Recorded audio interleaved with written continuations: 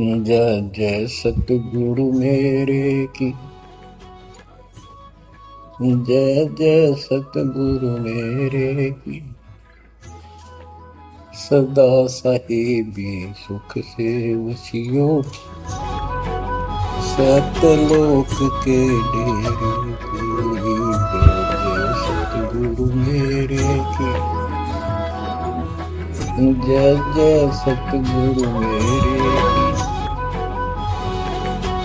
सदा साहिबी सुख से वसियों, उस अमरपुरी के डेरे की।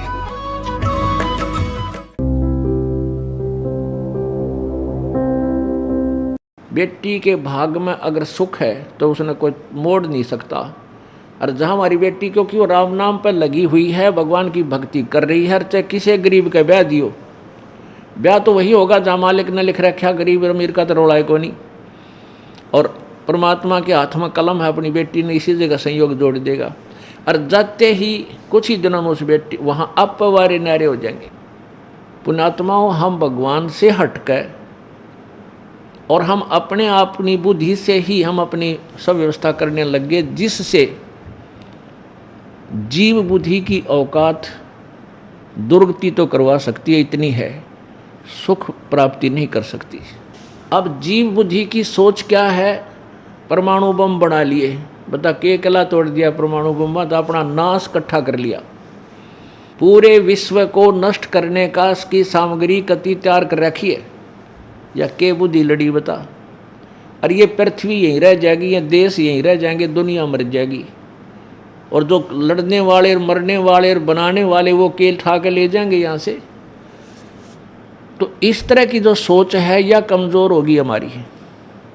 जब हम भगवान के दिशा निर्देश से चलेंगे तब हम सुखी भी होंगे, समाज भी सुधरेगा, सुख का सांस आओगा। अब हम क्या करते हैं?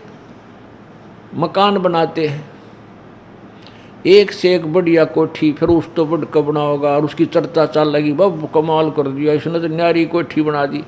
किसी के पास थोड़ा सा पैसे का जुगाड़ है, उन्हें सोचा इसने फेल करूँ, उस तो लंबी चौड़ी कोठी की नींव धरेगा, ना जाने कितना झूठ बोलेगा, किसी तो पैसे लाओगा, फिर दे को ना आगे पाछे उसका, फिर पैसे वाले फिरते रहेंगे, सिर में दर्द रहेगा। पुण्यात्माओं, जिसमें हमें इस तत्व ज्ञान का प्रकाश हमें हो जाएगा, ये ज्ञान हमारे हृदय में समा जाएगा।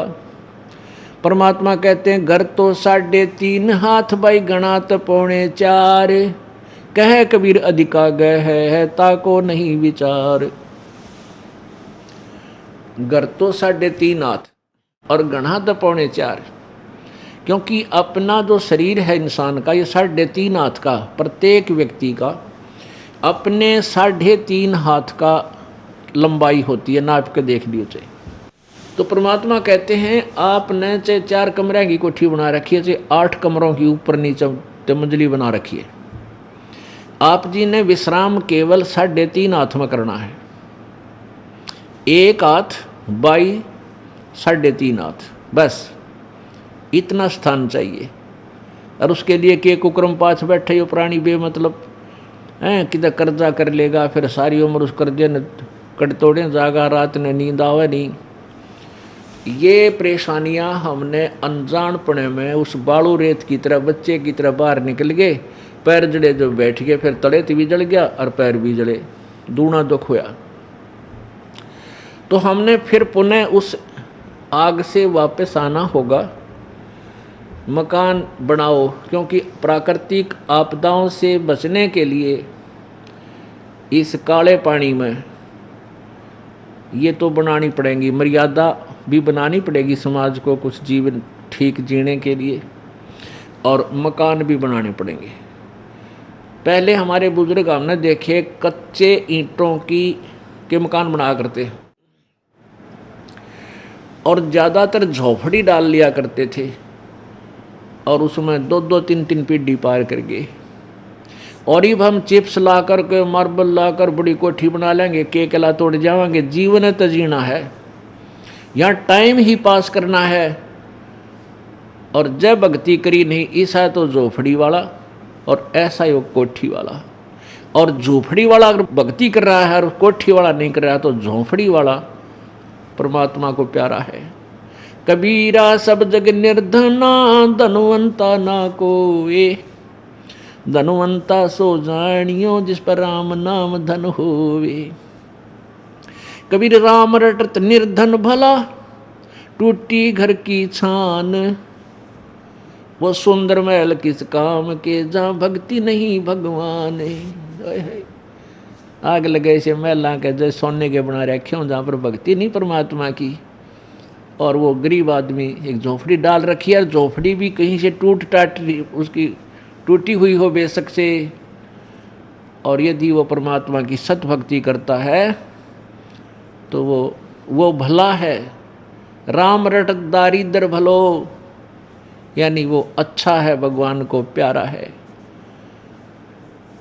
टूटी घर की छान, और वह सुंदर वह कंचन महल किस काम के जहाँ भक्ति नहीं भगवान। तो पुण्यात्माओं ये तत्व ज्ञान पूरे विश्व में जाएगा, क्योंकि ये परमेश्वर कबीर देव का आदेश है। और आज नहीं, आज 106 वर्ष पहले परमात्मा ने अपने उस सूक्ष्म वेद में अर्थात अपने ऑर्डर में लिख रखा है, ऑर्डर कर रखा है कि बीचली पीढ़ी आवेगी उसमें शिक्षित समाज हो जाएगा। और इस दास को उस परमेश्वर ने भेजा है आप पुण्यात्माओं को दिशा देने के लिए, क्योंकि ये सुअवसर है। सुअवसर कैसे है कि सभी शिक्षित हो गए, बूढ़े से लेकर बालक तक। ये बिजली क्यों गिरी रही है, वित्तिक अंधकार क्यों फैला रहा कि हमारे सदग्रंथ सही थे, पवित्र वेद, पवित्र गीता जी, पवित्र पुराण, और ये संस्कृत भाषा में लिपिबद्ध थे, ये संस्कृत भाषा में थे और नागरी लिपि में थे। भाषा संस्कृत होने के कारण हम नहीं इनको जान सके, और संस्कृत पढ़ने का केवल एक वर्ग को अधिकार था जिसको ब्राह्मण कहा करते थे। और वो ब्राह्मण लोग फिर इस सदग्रंथों की जो है ना साख देकर, साक्षी दे करके, हम गीता में ऐसा लिखा है, पुराण में ऐसा लिखा है, शिव पुराण में ऐसा लिखा है, वेदों में ऐसा लिखा है, ऐसा वो संस्कृत बोल करके, श्लोक तो संस्कृत यानी सदग्रंथों का होता, अनुवाद उनका घर का होता। इस करके ने काम बिगाड़ दिया, अनुवाद तो गलत कर दिया, श्लोक सही बोल दिया। अब जैसा आपने कल देखा पवित्र गीता जी अध्याय नंबर 18 के श्लोक नंबर 66 में, उसमें लिखा कि सर्वधर्मान परित्यज माम एकम शरणम व्रज, अहम तवा सर्व पापेभ्यः मोक्षामि मां शुच। उसका अर्थ तो ये बना है कि मेरे सतर के सभी धार्मिक जो पूजाएं हैं उनको तुम छोड़ दे, मेरे पास रख दे। और एकम शरणम व्रज, उस सर्वशक्तिमान एक जिसके बराबर दूसरा नहीं है, एकम अद्वितीय, उस सच्चिदानंद घन परम की शरण में जा। व्रज माने जाना होता है, और इन्होंने अनुवाद कर दिया आजा। संस्कृत श्लोक न्यो का न्यो बोले और अनुवाद घर का करें, तो इन्होंने बैठा दिया, इस अज्ञान फैला दिया सब जगह। तो परमेश्वर ने अब ये सुअवसर इसलिए लिया कि जो सदग्रंथों का ज्ञान है और उससे अलग जो ज्ञान है वो सब का एक सामूहिक ग्रंथ सूक्ष्म वेद बनाकर, सूक्ष्म अर्थात सच्चिदानंद घन की वाणी, उस परमेश्वर ने अपनी वाणी आप बोल गए कबीर वाणी में वो सारा रहस्य छुपा दिया 600 साल पहले। और उस अमृत वाणी को, उस अमृत ग्रंथ को, सदग्रंथ को इन संस्कृत के ज्ञाताओं ने, ब्राह्मणों ने, ब्राह्मण पुण्यात्माओं दो प्रकार के होते हैं, एक तो खाऊ और एक कमाऊ। अब जो खाऊ ब्राह्मण हैं वो आचार्य बने हुए हैं, जो उन्होंने बैठा कमाऊ ब्राह्मण हैं हमारे जैसे ही, वो तो मजदूर हैं, कोई खेती कर रहा है, कोई नौकरी करता है, कोई मजदूरी कर रहा है, वो ब्राह्मण नहीं। वो तो उस समुदाय में जन्म होने के कारण वह फीत ब्राह्मण की लाग रही है। तो वो जो ब्राह्मण हैं जो खाऊ ब्राह्मण थे वे उन्होंने केवल संस्कृत भाषा का पढ़ने का उद्देश्य यही रखा था कि हम दुनिया न लूटा, और उसमें वो सफल रहे अपने हिसाब से। लेकिन परमात्मा की दृष्टिकोण से उन्होंने अपना भी नाश किया और समाज का भी नाश किया। अपना नाश तो यूँ करा कि दुनिया को झूठ बोल के ठगे आज गधे बन रहे होंगे, किसी की भैंस बन गए होंगे, किसी का बैल बन कर पूरे कर रहे होंगे। वो खाली नहीं जा सकते, दुनिया को लूट कर झूठ जाठ बोल कर जो पैसा उन्होंने लूटा था वो तिल तिल का हिसाब देना पड़ेगा जीव ने। वो तो जहर खा के विष खाया उन्होंने अनजानपने में। अब जैसे वर्तमान में जो डॉक्टरी लाइन है, इनका उद्देश्य केवल मनी मेक है, पैसा इकट्ठा करना। नौकरी लग गए तो कोई बात ना, चलो वो तो सरकारी नौकरी होगी, वो तो अच्छी बात है। और प्राइवेट हॉस्पिटल बना लिए, ये भगवान ये ना देखते फिर आगे पाछा, जो मुँह माया वो मांग लेते हैं। 20 रुपये की दवाई के 500 रुपये, 1000 रुपये की का जो प्रयत्न है 5000 रुपये दी। अब इनको ये नहीं मालूम तुम इस व्यस्त को कहाँ ले जाओगे। तो ये अनजानपने में हो रही सारी कहानी। ऐसे ही ये जो सदग्रंथ संस्कृत में होने के कारण जनता नहीं समझ सकी, और परमेश्वर वहाँ आवाज़ लगा लगा कर 120 वर्ष तक, 115 वर्ष तक, 120 वर्ष रहे मालिक। और 5 वर्ष की आयु में बड़े बड़े इन मंडलेश्वरों के छक्के छुड़ा दिए थे परमात्मा ने ज्ञान के अंदर। इनके पास जवाब नहीं था। अब वर्तमान में देख लो, हमारे छोटे छोटे बच्चे 10-10 वर्ष के बालक, और इन मंडलेश्वरों को जितने भी उनका ज्ञान है उनके चेले उनके मुंह बंद कर देते हैं, उनके पास जवाब नहीं, निरुत्तर कर देते हैं। मालिक का ज्ञान ऐसा है, इसमें ये पूरा सत्य है, उनके पास कोरा असत्य लिए हुए है। तो रोशनी के सामने अंधेरा रुका नहीं करता, रुक ही नहीं सकता, बट नेचुरल है। तो सत्य के सामने असत्य रुक ही नहीं सकती। तो इस दास की ड्यूटी लाई 600 वर्ष पहले परमात्मा ने यो ज्ञान अपना लिपिबद्ध करवा दिया, जिसमें सारे सदग्रंथों का ज्ञान है। और इन नकली ऋषियों ने और गुरुओं ने उसको रिजेक्ट कर दिया कि ये तो अनपढ़ था कबीर, क्या जाने सदग्रंथों के गुड़ रहस्य को। ये गरीब जुलाहा धानक है, कहीं टीचर पढ़ा भी नहीं है, और ये झूठ बोलता है कि वेदों और गीता में ऐसा लिखा है, ऐसा लिखा है। ये झूठा है, कपटी है। दुनिया उसके पीछे ला दी भगवान के, गाली दे मुंडा कहेंगे तो दुश्मन है। हिंदू तन्यों कहीं हिंदू समाज का शत्रु है, हिंदू धर्म का दुश्मन है, और मुसलमान ने कहेंगे मुसलमान धर्म का दुश्मन है। क्योंकि परमात्मा दोनों को ही खरी खरी सुनाया करते थे, सच्ची सच्ची सुनाते थे उनके उद्धार के लिए। और कहते हैं कहे भली माने बुरी, यह परीक्षा नीच। अब जैसे को उसके भले की कहता है वो उल्टा पड़ा है, कहते हैं ये निरीक्षण है कि कति नकम्मा आदमी है जो सच्ची भी ना मानता, दुष्ट है ये। तो ऐसा उस परमेश्वर के साथ हुआ। यदि आप परमेश्वर कबीर जी की लीला को पढ़ लो अच्छी तरह, आपकी आंखों से आंसू नहीं सूखे 2-3 घंटे तक। किस दृष्टिकोण से पढ़ना कि जब आपको ये पता चल जाए कि ये भगवान थे, ये परमात्मा थे, और ये हमारे लिए आए थे, हमें काल के जाल से निकालने के लिए आए थे। और फिर इनके साथ लोगों ने कैसा दुर्व्यवहार किया, मारो मारो, ये तो नकम्मा है, ये धर्म का दुश्मन है, ये मुसलमान है, मुसलमान के ये काफिर हिंदू है। अब ये सारी चालकाल की थी। तो पुण्यात्माओं, परमेश्वर ने ये सारी लीला करनी थी, क्योंकि 600 वर्ष पहले जब वो ना आए हुए होते, उनकी लीलाएं हमारे पास ना होती, तो आज हम किसको बताते भगवान कौन है। तो वो परमात्मा 600 वर्ष पहले आकर के, वो भगवान जो परमात्मा करता है लीलाएं, वही लीला करके चले गए। और वो जो परमेश्वर लीला करता है वो आज सदग्रंथों में, वेदों में, पुराणों में मिले हमें। और आंखों देखे जो परमात्मा के साक्षी हैं, उन महापुरुषों ने बताया कि काशी वाला युद्धानक ये भगवान है। ये दुल्हा जो बनारस में आया था कबीर, ये पूर्ण परमेश्वर है। पुण्यात्माओं, हम दूध के जले हुए हैं, अब छाछ को फूकना अनिवार्य है और चाहिए भी, फूक मार लेना चाहिए, कोई दुख नहीं, कोई दिक्कत नहीं। अब ये दास आपको परमात्मा सिद्ध करने के लिए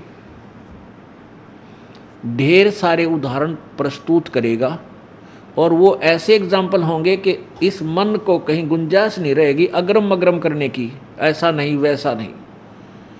और इसी का नाम सतगुरु होता है, सच्चा गुरु होता है, तत्वदर्शी संत होता है, जो संशय खत्म कर दे। परमात्मा कहते हैं मां मुंडो इसे गुरु की जिसते संशय ना जाए, कि इसे संत ने तो छोड़ दे, तुरंत त्याग कर दे, जो संशय का निवारण ना कर सके। परमेश्वर का बनारस वाले, काशी वाले भगवान जुलाहा ये परम अक्षर ब्रह्म हैं, ये सिद्ध करने के लिए आपको उदाहरण देते हैं।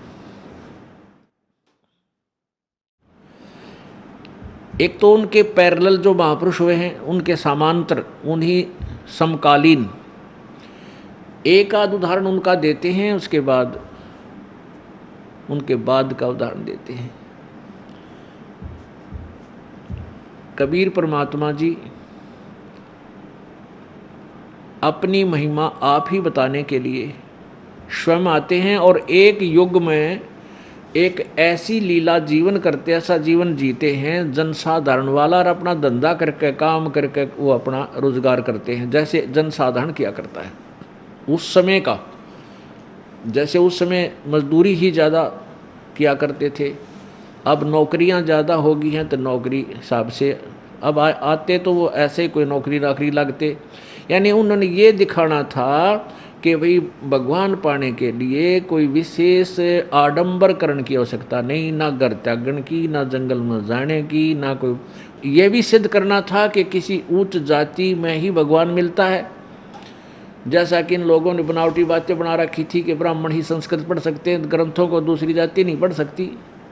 उस भ्रम को मिटाने के लिए परमात्मा ने एक चौथे वर्ण में आकर के जन्म नहीं लिया, लेकिन वहाँ प्रगट हुए, उसमें रहे और धाणक कहाए, जुलाहा कहाए। ये सिद्ध करने के लिए, परमात्मा पाने के लिए कोई जाति मजहब विशेष नहीं चाहिए। पूरा संत हो, आत्मा सच्चे ढंग से मालिक की चाह में लग जावे, सही विधि मिल जावे, फिर परमात्मा पाना कठिन नहीं। काम करो, भक्ति भी करो, परमात्मा पाओ। जब परमेश्वर जी आए हुए थे बनारस में, तो जगह जगह जा कर के सत्संग किया करते थे। 2-2, 3-3 दिन एक गांव में रुक जाते थे, 3-4 दिन, और सबको समझाते थे भाई परमात्मा की भक्ति करो। तो ऐसे एक गांव में परमात्मा गए हुए थे, और वहाँ 5, 6, 10 जैसे भक्त थे। तो प्रत्येक 2-4 भक्तों ने कहा प्रभु आज हमारे घर पर सत्संग करना, तो उसके घर पे सत्संग किया। दूसरे ने कहा प्रभु आज हमारे घर पे सत्संग करना। तो परमात्मा ऐसे 1 हफ्ता 4-5 दिन उस नगरी में रुके, और जिस भी घर में जाते थे परमेश्वर, तो वहाँ आसपास के क्षेत्र के भक्त भी आ जाते थे, और वो प्रतिदिन परमात्मा के लिए अच्छा आहार तैयार करता था। जैसे देसी घी का हलवा बना लिया, पूरी तार ली, खीर बना ली।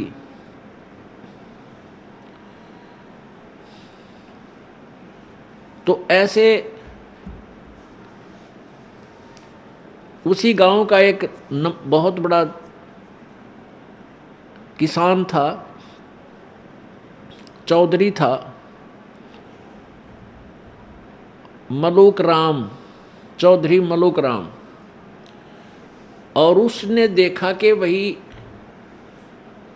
वो सुबह अपने घर से खेतों की तरफ जाता घूमने फिरने, तो उसका उधर से जाना होता, और उधर से परमात्मा के बच्चों सेवकों के घर में और कड़ा प्रसाद तैयार होना होता, हलवा तैयार करते। तो उसमें डालते हैं ना फिर हलवे में, वो घी गया पानी पुणी डालो, उसकी महक दूर तक जाकर हलवा बने आसपास तक जाती है।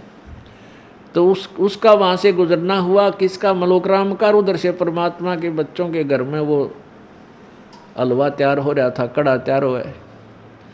एक दिन देखा उसने, दूसरे दिन देखा, तीसरे दिन तो उसने सोचा भाई वो के सौदा है, कोई ब्याह नहीं, कोई शादी नहीं, कोई त्योहार नहीं जिस कारण से ये हलवे हलवे बनते हों। तो उसने पूछा रे क्या बात है भाई, यहाँ क्या हो रहा है।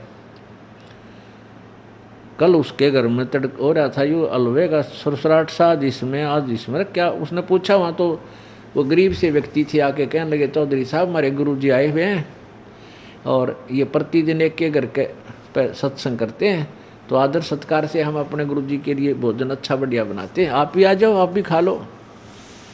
वो कहने लगे, उसने सोचा यूँ कोई लुटेरा आ रहा है, वो ठेकेदार होया कि नहीं बेमतलब के। तो चौधरी साहब ने सोचा यूँ कोई बकवादी आदमी दिखा है और यहाँ बैठा अच्छे हलवे पाड़ा है और 40 ने धमका दूँ।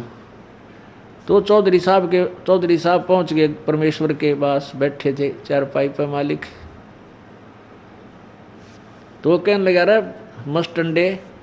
चौधरी साहब बोला तू अच्छा तगड़ा दिख है, जवान वैसे है, तू करके क्यों ना खाता, अपना काम करके खाया कर, लग रहा दुनिया ने बेवकूफ़ बनाने। परमात्मा बोले चौधरी साहब मेरे को तो ये धंधा दे रखा भगवान ने, मेरी यह नौकरी है, मैं यही करता हूँ। बोला अच्छा वाह भाई वाह, बिना करे तेरे को बड़ा भगवान दे देता है। परमात्मा बोले भाई भगवान तो बिना किए भी दे दे, पर विश्वास को ना। अब बात यहाँ तक बढ़ गई बातों में। तो मुल्क चौधरी साहब बोले कि अगर मैं विश्वास कर लूँ तेरे भगवान पे, मैंने बैठे रोटी दे देगा। अगर आप विश्वास कर, आप पे विश्वास होए को नहीं, और हो गया तो आपको भगवान पक्का देगा, तो कितना बैठ जाइए। बोला अच्छा ठीक है। एक उसने शर्त रख दी कि यदि आज मेरे को भगवान ने रोटी दे दी, पहुंचा दी, तो मैं तेरा चेला बन जाऊंगा। और जय तेरे भगवान ने मेरे ती खाना नहीं दिया, पहुंचाया आज, मैं कितना बैठूं चाहे, तो तुझे अपने खेतों में मजदूर लगाऊंगा और छोड़ूंगा नहीं। बात पक्की? परमात्मा बोले भाई पक्की तो ही पक्की।